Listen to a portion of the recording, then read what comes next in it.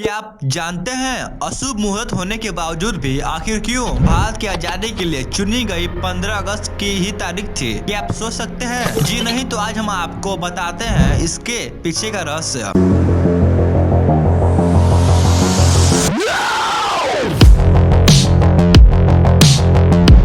15 अगस्त 1947 ये वो दिन थे जब भारत को अंग्रेजों से आजादी मिली थी। भारत करीब 200 साल अंग्रेजों की गुलामी में रहा था।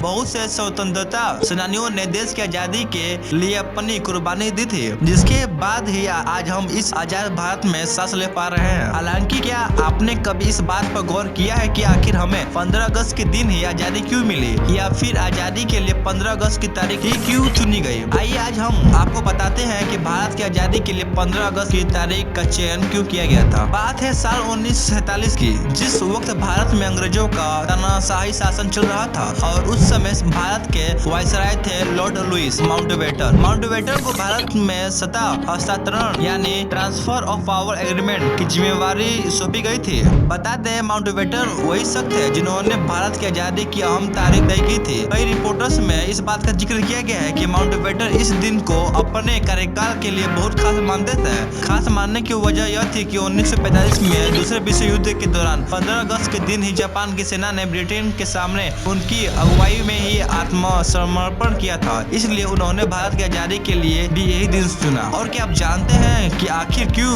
मध्यरात्रि के समय हुआ भारत आजाद? हालांकि इस तारीख को भारत में सार्वजनिक रूप से घोषित करने के बाद देश भर के ज्योतिषियों में आक्रोश पैदा हो गया। भारतीय आजादी के लिए तय की गई इस तारीख से खुश नहीं थे, क्योंकि ज्योतिषियों के मुताबिक 15 अगस्त 1947 का दिन अशुभ और अमंगलकारी था। वही माउंटबेटन आजादी के लिए दूसरी तारीख बिल्कुल भी नहीं चुनना चाहता थे। लोगों ने दूसरी तारीख भी सुनाई, लेकिन माउंटबेटन 15 अगस्त की तारीख पर ही अड़े रहे। आखिरकार सबकी सहमति से एक रास्ता निकला और आजादी के लिए 14 और 15 अगस्त की मध्यरात्रि का समय तय किया गया। अंग्रेजी परंपरा के अनुसार रात 12 बजे के बाद दूसरे दिन शुरू हो जाते हैं। ऐसे में 14 तारीख की रात 12 बजे को 15 तारीख ही कहा जाता है। वहीं हिंदी गणना के अनुसार सूर्योदय के बाद दूसरा दिन शुरू होता है। इसके अलावा ज्योतिषियों की ओर से एक शर्त रखी गई थी कि सत्ता के हस्तांतरण का संभाषण 48 मिनट की अवधि में संपन्न किया जाना चाहिए, क्योंकि 14 तारीख की रात्रि अभिजीत मुहूर्त में आ रही थी। 24 मिनट का ये मुहूर्त 11:51 से शुरू होकर 12:15 तक का था। ऐसे में यह भाषण 12:39 तक दिया जाना था। इसलिए मुहूर्त को ध्यान में रखते हुए